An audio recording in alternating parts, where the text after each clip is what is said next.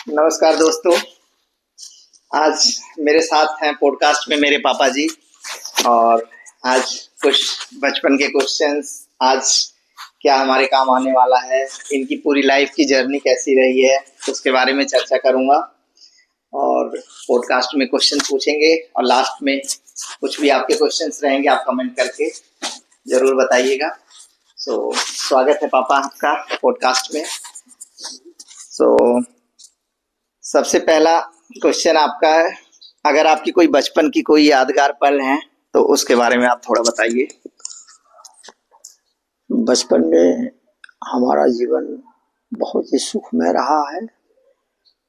हमारे मम्मी और पापा बहुत ही हमारा ख्याल रखते थे।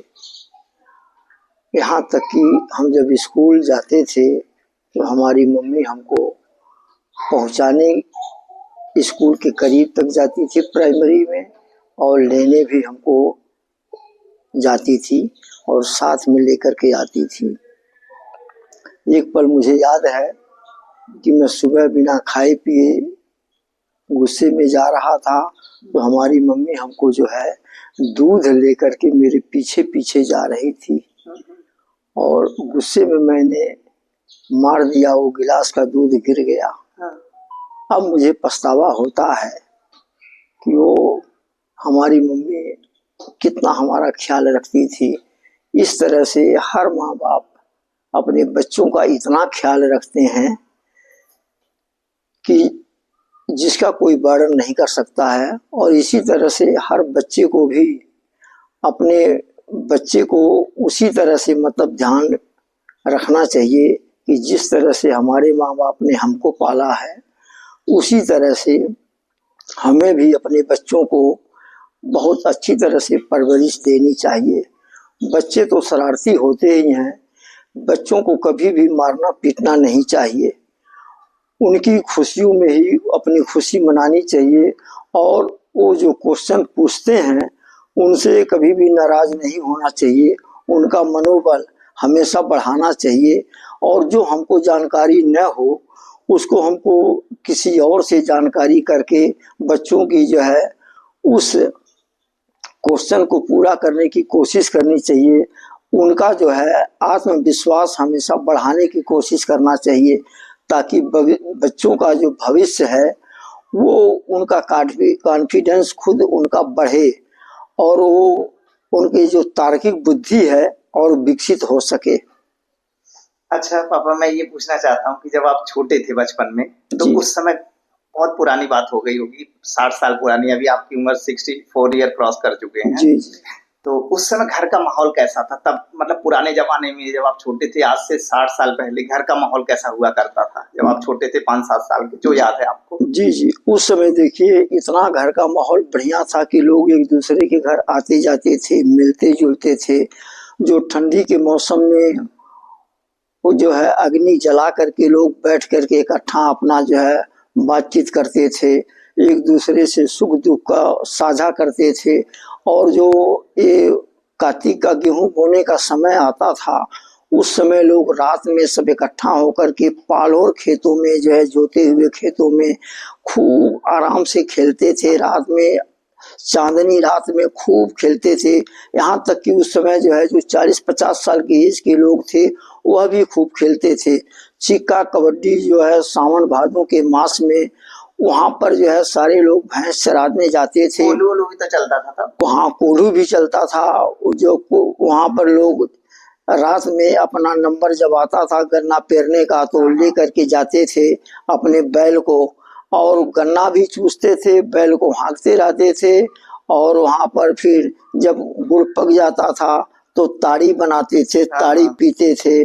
तो इस तरह से इतना आनंदमय जीवन था कि कोल्हार जो था उसमें लोग आलू भून करके खाते थे। इतना आनंद आता था।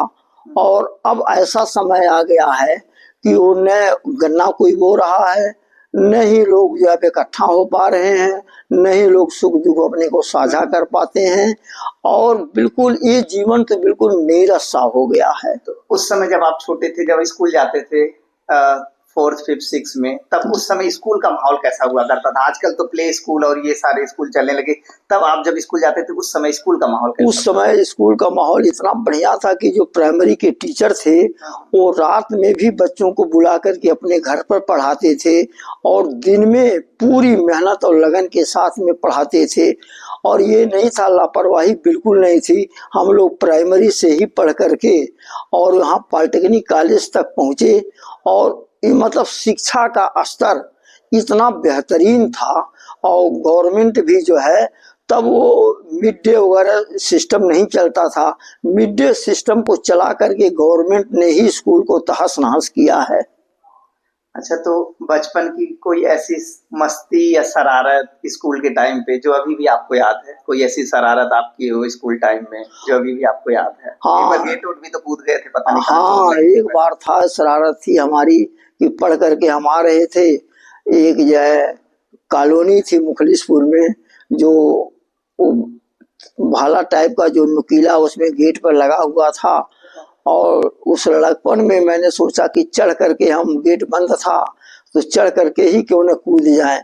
और चढ़ करके क्रॉस तो हो गए, लेकिन हाथ का मैंने ध्यान ही नहीं दिया और हाथ पूरा जो है यहाँ तक पूरा फट गया, पूरा हाथ यहाँ तक फट गया। फिर उस समय नौका चलती थी और फिर हमारे मम्मी पापा को जब पता चला तो ये लोग जब तक हमारे पास पहुंचे तब तक वहाँ के लोग हमको हॉस्पिटल में, वहाँ ऐसे मतलब कस्बा टाइप का था, वहाँ पर जो है एक अमरनाथ डॉक्टर थे। तो अभी हैं कि नहीं? तो अब वो नहीं है, तो उनके पास ले जा करके टाँका वगैरह चलवाए और तब हमारे घर के लोग पहुंचे थे।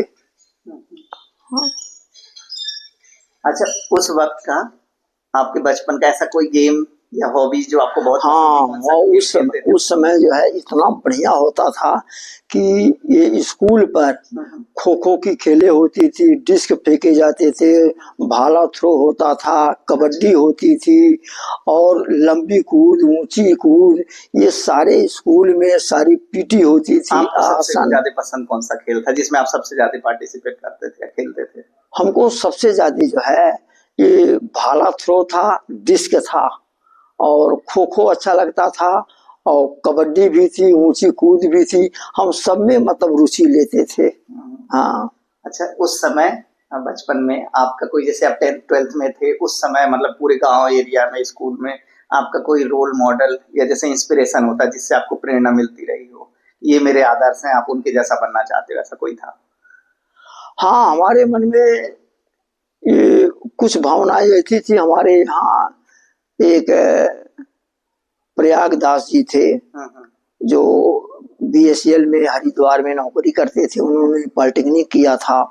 तो मेरे अंदर भी इंटर के बाद भावना आई कि मैं भी पॉलिटेक्निक करूंगा और मैंने जो है परीक्षा दिया और परीक्षा में सफल होने के बाद फिर मैं बस्ती पॉलिटेक्निक से जो है डिप्लोमा किया। और डिप्लोमा करने के बाद गवर्नमेंट जॉब में ट्राई तो किया, लेकिन ओवर एज होने के कारण गवर्नमेंट जॉब में नहीं जा पाया, वैकेंसी भी कम होती थी। तो मैंने प्राइवेट जॉब में ट्राई करके और अच्छे मतलब पोजीशन पर ही इंजीनियरिंग डिपार्टमेंट में मैंने सर्विस की, कई कंपनियों में मैंने जॉब किया और 64 ईयर में जो है फिर जॉब मैंने अपनी मर्जी से छोड़ करके वो घर चले आए। और अब घर पर अब वही आपसे मेरा ये क्वेश्चन है कि जब आप बड़े हो रहे थे जी, तो उस समय का सबसे बड़ा चैलेंज आपको क्या दिखा? किस चीज का चैलेंज दिखा? हमको सबसे बड़ा चैलेंज दिखा अब कि अब पढ़ाई लिखाई पूरी हो चुकी है, अब हमको जो है इस संसार में परिवार के लिए, माता पिता के लिए, बच्चों के लिए अब कुछ आर्थिक स्थिति अपनी संभाली जाए, क्योंकि किसी पर निर्भर होकर के न रहना ही मतलब मानव का धर्म है कि स्वयं उद्यम करें। तो मैंने जो है फिर अपना लक्ष्य प्राइवेट जॉब की तरफ रखा और फिर मैं यहाँ से घर से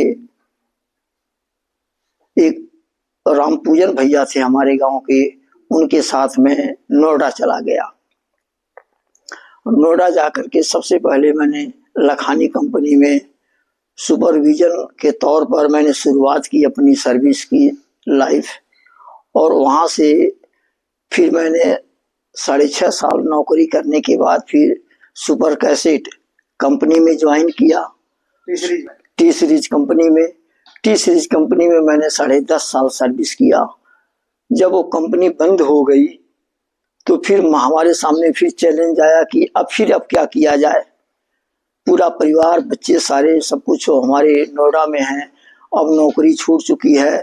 फिर मैंने जो है अपने आप को प्रभु पर समर्पित करते हुए मैंने सोचा कि सब प्रभु मार्ग दिखाएंगे, और उन्होंने दिखाया भी। फिर मुझे जो है एक निब्रास कंपनी जो है मिली कंस्ट्रक्शन की, फिर उसमें हमने ज्वाइन किया। उस कंपनी में कुछ दिन नौकरी करने के बाद फिर हमने वहां से पूर्वांचल में किया सर्विस। पूर्वांचल में कुछ दिन करने के बाद में फिर मैं एल्डिको कंपनी में किया। एल्डिको कंपनी के बाद फिर एक एटीएस कंपनी में थी, उसमें जॉब किया। फिर लास्ट में फिर मैं पूर्वांचल को ज्वाइन किया, और वहां पर करते हुए अपने पूरे जो है सर्विस लाइफ को 64 ईयर तक मैंने वहां सेवाएं दी। और फिर मेरे मन में आया कि अब जो है कुछ समय घर पर बिताना चाहिए, तो फिर वहां पर हमने रिजाइन किया। और रिजाइन करने के बाद में अब हम घर पर आ गए हैं, और अब जो है अपना जीवन जो है घर की तरफ मोड़ दिए हैं।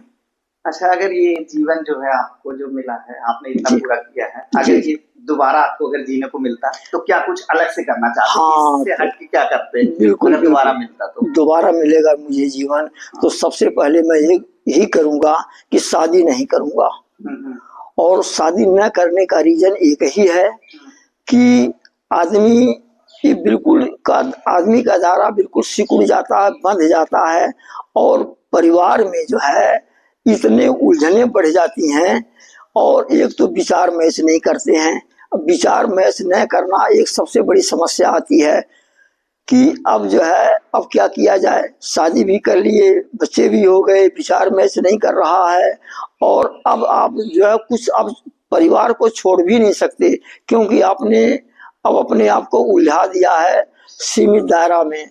अब आपको इसमें ये करना चाहिए कि प्रभु के मार्ग को बिल्कुल नहीं छोड़ना चाहिए, और कोशिश ये करनी चाहिए कि अब आपका जीवन तो संघर्षमय हो गया है। जो आसान रास्ता था वो आपने आसान न चुन करके कठिन रास्ता चुन लिया, लेकिन कठिन रास्ते पर भी आपको अब चैलेंज तो है ही है जीवन में। बिना चैलेंज के जीवन भी नीरस लगता है। तो आप अब उस गृहस्थ आश्रम में भी प्रभु को पाया जा सकता है, ऐसी बात नहीं है। देखिए, अगर बीवी अच्छी मिल गई तो ये संसार सुखमय है, और अगर मान लीजिए कर्कशा मिल गई, अच्छी नहीं मिली, विचार मैच नहीं करते हैं, परेशानी है, तो आप उनसे लड़िए झगड़िए नहीं। आपको अपने माइंड को उनकी तरफ से मोड़ करके प्रभु के ध्यान की तरफ लगा देना चाहिए।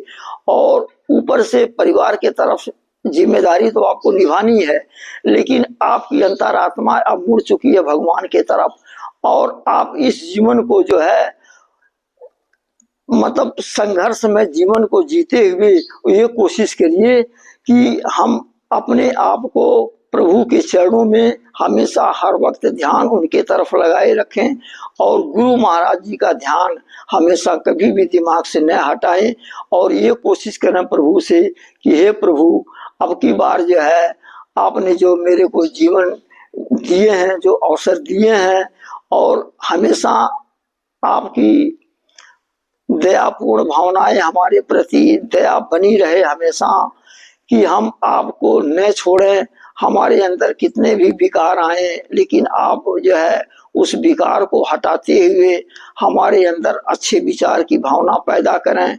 और हम यही कोशिश करें कि मतलब हम प्रभु के तरफ अपने ध्यान को आकर्षित करते हुए अपने जीवन को गुरु महाराज जी के चरणों में लगाते हुए परिवार की जिम्मेदारी को भी समझते हुए और अपने अगले जीवन के लिए भी कर्म करते हुए हमें अपनी जिम्मेदारियां निभाते हुए परिवार के तरफ, रिश्तेदारों के तरफ, माता पिता के साथ में, भाई बंधु के साथ में, अपनी आर्थिक स्थिति के अनुकूल सबकी ही मतलब जितना हो सके मतलब सेवा करने की कोशिश करें।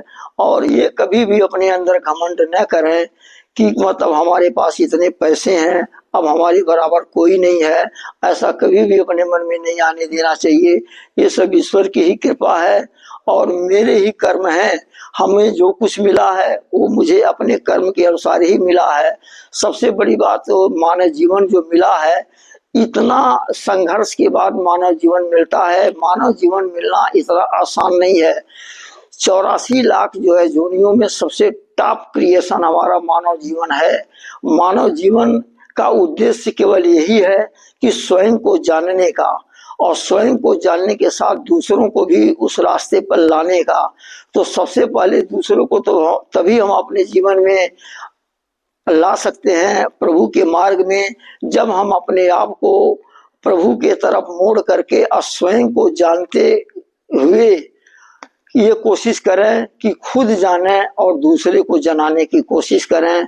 यही हमारे अंदर जो भावना होनी चाहिए। तो जैसे आपने पूरा जीवन जी लिया है, अब जी, एक जी। छोड़ अगर पूछा जाए तो जी। आप सबसे बड़ा लेसन क्या आपको सीखने को मिला है पूरे जीवन से? पूरे जीवन में मुझे ये सीखने को मिला है कि मानव जीवन का उद्देश्य केवल ये नहीं है कि बाल बच्चे पैदा करना है और इसी दायरे में सिकुड़ करके रह जाना है। हमको ये सीख मिली है कि हमें पारिवारिक जिम्मेदारियों के साथ साथ अपनी आत्मिक उन्नत करने के लिए कम से कम परिवार की जिम्मेदारियों के साथ जो हम 24 घंटे में, अगर मान लीजिए हम 8 घंटे ड्यूटी में लगाते हैं और 8 घंटे हम सोने में लगाते हैं, तो 4 घंटे अपने परिवार की तरफ लगाएं और 4 घंटे हम कोशिश करें 24 घंटे में कि अपने तरफ ध्यान के लिए अपने पास कुछ टाइम निकालें और कम से कम 24 घंटे में 4 घंटे निकाल करके कुछ अपने बारे में सोचें। और केवल सोचें ही नहीं, हम ध्यान में बैठें और जरूर बैठें। इसलिए बैठें कि हमको जो कुछ मिलेगा ध्यान के साथ ही मिलेगा। केवल किताब पढ़ने से नहीं, हमको सत्संग भी सुनना है, किताबें भी पढ़नी है, लेकिन हमको अभ्यास भी करना है। कम से कम मान लीजिए हम 1.5 घंटे पढ़ते हैं तो कम से कम 2.5 घंटे तो मुझे समय जो है 24 घंटे में स्वयं पर मतलब साधना में जरूर देने की कोशिश करनी चाहिए। क्योंकि ध्यान में जितना ही हम बैठेंगे हमारे अंदर अहंकार टूटेगा और हमारी आत्म प्रवृत्ति ऊंची उठेगी। और जब हमारे अंदर जो है हम अंदर अपने पहुंचेंगे, हम थर्ड आई के तरफ जो है बढ़ेंगे। जैसे जैसे हमारे अंदर जो है हमारा शरीर जो है शिथिल होगा, हमारे विचार शून्य होंगे, और तैसे तैसे हमें अनुभूति होगी कि यह संसार ही सब कुछ नहीं है, इस संसार से हट करके भी कुछ है। और हम जो है इस संसार में केवल इसलिए नहीं आए हैं कि केवल हम 24 घंटे केवल कमाने में, पैसा इकट्ठा करने में, धन दौलत में, भोग विलास में, केवल इसीलिए हमको अपना सारा समय नहीं खर्चा करना है। हमको इस तरफ भी ध्यान देना है कि हमको किसी के आगे हाथ भी नहीं पसारना है, किसी के आगे याचना भी नहीं करनी है। खुद अपने आत्म सम्मान को देखते हुए खुद मेहनत करके, जैसे महापुरुषों ने खुद ही परिश्रम करके और अपने जीवन को यापन किया है, उसी तरह से हमें भी अपने जीवन के लिए किसी के आगे हाथ नहीं पसारना है। खुद परिश्रम करना है, खुद कमाना है, खुद खाना है और जो है परिवार को खिलाना है। और जहाँ तक कोशिश करिए कि जो हो सके दूसरे को भी खिलाइए। और अपनी खुशी को, हमारे अंदर जब खुशी तभी आती है जब हम दूसरे को खुश करते हैं। जिस दिन हम दूसरे को खुशी देते हैं उस दिन हमारे अंदर की खुशी दुगनी हो जाती है। तो यही कोशिश करनी चाहिए कि हमको खुशी बांटनी चाहिए। जितनी हम खुशी बांटेंगे उतनी खुशी दुगना होकर के हमारी तरफ लौटेगी। अच्छा, जब आप मेरी एज के थे, मान लो 30-35 साल के जब भी जी, जी, तब जी। उस समय आपके सपने क्या थे? बस वही जॉब करना या कोई और सपने थे मन में जो पूरा नहीं कर पाया, ऐसा कोई सपना? हाँ, हमारा सपना जो है जब आपकी एज में थे उस समय यही था स्वयं को जानने का। कि हर तरफ कोशिश हमारी ये रहती थी कि जो मैं किताबों में पढ़ता था कि थर्ड आई है, सूक्ष्म शरीर है, स्थूल शरीर है, तो मैं उसको प्रैक्टिकली करके देखना चाहता था। और मैंने प्रैक्टिकल करके 4-4 घंटे साधना करके मैंने पाया, मैंने अपने शरीर से, सूक्ष्म शरीर से उठ करके मैंने सूक्ष्म शरीर का अनुभव किया कि हाँ, जो महापुरुषों ने बताया है ये सूक्ष्म शरीर है। मैंने जाना कि सूक्ष्म शरीर के माध्यम से जितनी भविष्यवाणियां की जाती हैं वो सूक्ष्म के माध्यम से की जाती हैं। और बिल्कुल ही शरीर, बिल्कुल जब इस सूक्ष्म शरीर का आभास होता है तो हमको जैसे हमने यह महसूस किया कि जब हमारी ऊर्जा थर्ड आई पर पहुंच जाती है, मूलाधार से उठ जाती है, तो हमने महसूस किया कि हमको ऊपरी लेवल पर कोई खींच रहा है। और केवल खींच ही नहीं रहा है, हम प्रकाशमय हो जाते हैं। हमको इस शरीर का आभास ही नहीं होता कि हम शरीर में हैं, और इतने हल्के हो जाते हैं कि उसका वर्णन तो किया ही नहीं जा सकता। जो महापुरुषों ने बोला है कि सूक्ष्म शरीर है, बिल्कुल सूक्ष्म शरीर है, मैंने अनुभव करके देखा है। और हमारी अभी भी यही कोशिश है, उस पर लगा हुआ हूँ कि मतलब जो है मैं साधना में बैठता भी हूँ, लेकिन अभी कभी कभी मेरा गैप हो जाता है जो कंटिन्यूअस नहीं बैठ पाता हूँ। लेकिन हमारी यही कोशिश है कि मैं अपने आप को प्रभु के मार्ग में मरते दम तक लगा करके रखें। बहुत अच्छा। अच्छा बताइए, आपको क्या लगता है आज की जो जनरेशन है जी, और उस समय आपकी जो जनरेशन थी, जी जी, उस समय का जो 50-60 साल का गैप है, इसमें जो सबसे बड़ा डिफरेंस आपको क्या देखने को मिलता है? जनरेशन गैप जो है क्या देखने को मिलता है? हमको देखने को ये मिल रहा है, उस समय के लोग जो है पैसे के पीछे इतना नहीं भागते थे जितना आज भाग रहे हैं। आज बच्चे बिल्कुल एकदम पैसे के लिए बिल्कुल एकदम घर बार छोड़ दे रहे हैं, और उनके दिमाग में केवल पैसा ही पैसा, पैसा ही पैसा, और प्रभु के तरफ मुड़ने का तो उनके अंदर विचार भी नहीं आ रहा है। और दूसरी बात यह है, हमारी जो सरकारें हैं वो सरकारें भी ये चाह रही हैं कि भारत की जनता, और या भारत ही नहीं बल्कि पूरे संसार की जनता, कि सारी जनता जागरूक न होने पाए, उनको गुलाम बना करके रखा जाए, ये पढ़ने लिखने न पाए, और इनके अंदर ये जागरूकता न आने पाए कि मतलब जो है कि मानव जीवन किस लिए मिला है, क्या हो रहा है, संसार का शोषण क्यों हो रहा है। तो इस तरफ जो है नहीं, संसार में कुछ लोगों को केवल शिक्षा मिलनी चाहिए, कुछ लोगों के पास पैसा रहना चाहिए, केवल कुछ लोगों के पास ही संपत्ति होनी चाहिए, बाकी लोगों को गुलाम बना करके रखना चाहिए। ये जो संसार की तरफ पूरे मुट्ठी में संसार को रखने के लिए कुछ लोगों की प्रवृत्ति चल रही है, तो प्रकृति भी इनके विपरीत खड़ी हो चुकी है। प्रकृति भी उन लोगों को जागरूक कर रही है कि उनके मनसा को जो है सफल नहीं होने दिया जाएगा, और शिक्षा कभी भी बंद नहीं होनी पाएगी। और लोग कोशिश में लगे हुए हैं कि जो आज से 200 साल पहले शिक्षा थी उस शिक्षा को लागू किया जाए, और सभी लोग जागरूक हों, और इन राजनेताओं की जो मनोकामनाएं हैं, इन मनोकामनाओं को पूर्ण न होने दिया जाए, कि लोगों को पढ़ने लिखने न दिया जाए, उनको बेवकूफ बना करके जो है धर्म में, जाति में, मजहब में बांट करके उनके अंदर जो है विचार को दूषित किया जाए, ऐसा कभी भी नहीं होने पाएगा। और वो जो सोचते हैं कि हमारी राजनीति इसी तरह से चलती रहेगी, लोग ऐसे बेवकूफ बनते रहेंगे, तो ऐसा कभी भी नहीं होने पाएगा। और शिक्षा में ये भले ही मतलब जो है इस समय लोग जो है शराब की तरफ उन्मुख हो रहे हैं, गवर्नमेंट स्कूलों को बंद करके और जो है शराब की तरफ ध्यान आकर्षित लोगों का कराना चाह रही है, शराब की दुकानें जगह जगह खोल रही है, लोगों के लिए बिल्कुल जो है शराब की तरफ आकर्षित करवा रही है। यह मनसा जो है ये नहीं है कि ऐसा ही चलता रहेगा, ये परिवर्तन का समय आ गया है, और प्रकृति खुद ही इसका जवाब देगी कि मतलब इस तरह से जो है जो कुछ निगेटिव पावरें काम कर रही हैं, वो पावरें कभी भी इस तरह से हमेशा नहीं वर्चस्व रहेगा। ये समय चेंज होने का समय आ गया है, और समय चेंज होगा।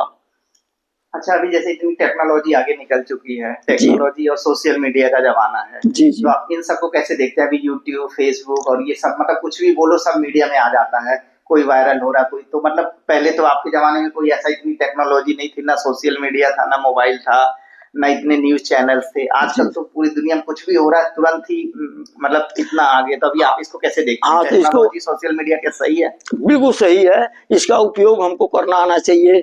इसमें यूट्यूब के माध्यम से इतनी शिक्षा मिल रही है, इतने इंटेलिजेंट लोग इसमें जो है अपने जो है पढ़ाने की शैली इतना उसमें दे रहे हैं कि अगर कोई पढ़ना सीखना चाहे तो अब तो बेहतर जिंदगी आ गई है, बहुत कुछ सीखने को मिल रहा है। मैं भी खुद यूट्यूब के माध्यम से बहुत कुछ सीख रहा हूँ। जो मैंने बचपन में पढ़ाई के पीरियड में जो नहीं सीखा वो मैं आज सीख रहा हूँ और अभी भी सीख ही रहा हूँ। मैं कोशिश करता हूँ कि इसी तरह से ये टेक्नोलॉजी का लोग केवल लाभ लें, केवल ये न सोचें कि मतलब इसमें अच्छी भी चीजें हैं और बुरी भी चीजें हैं। हमको अच्छी भी चीजों का ध्यान रखना चाहिए और उन बातों को सीखना चाहिए और शेयर भी करना चाहिए ताकि लोग जो है और भी सीख सकें और सीख करके समाज के कल्याण के लिए उन्मुख होना चाहिए। जो लोग समाज के काम के लिए कर रहे हैं उनके साथ हाथ में हाथ मिला करके हम यही कोशिश करें कि लोगों के भला करने की कोशिश करें, लोगों को गुमराह मत करें, लोगों का शोषण न करें, छल कपट धोखाधड़ी न करें, हम एक दूसरे का सहयोग करें।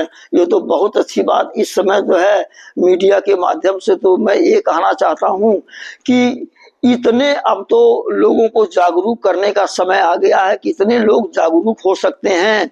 बस केवल ये लोग इसके माध्यम से केवल अच्छी पॉजिटिव थिंकिंग रखें अपना और सीखने की कोशिश करें तो मुझे नहीं लगता कि निगेटिव पावर कुछ कर पाएगी। आज की यूथ जो है, नौजवान है जी जी, उनको आपके हिसाब से किस चीज पर ज्यादा फोकस करना चाहिए?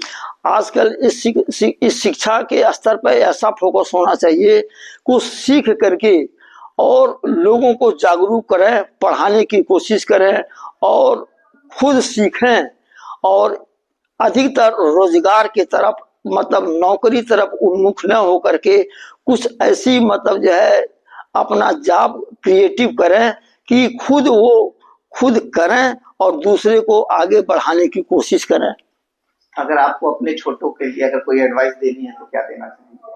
हम तो अपने यही एडवाइस देना चाहेंगे कि आप अपनी बुद्धि को पॉजिटिव की तरफ ध्यान करें और निगेटिव की तरफ बिल्कुल ही ध्यान न रखें और लोगों के अंदर ये भावना पैदा करें कि मानव का जीवन जो है बहुत कोशिश के बाद ये नहीं एक बार जो है 84 लाख चक्कर जो पहिए का आरा ऊपर आता है तो फिर कब लौट करके आएगा ऊपर ये कहा नहीं जा सकता है।